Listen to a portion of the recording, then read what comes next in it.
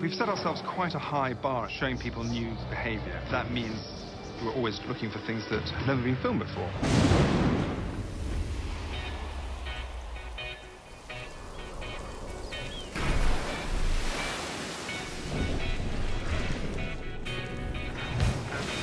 Wasn't easy getting here, but we did it.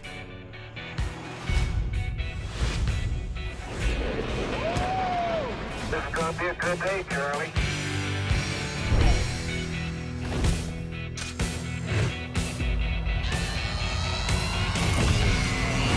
Going out and finding that hidden treasure. That's what it's all about. We may be coming face to face with the largest great white shark ever seen. He is the first to ever cross the Grand Canyon.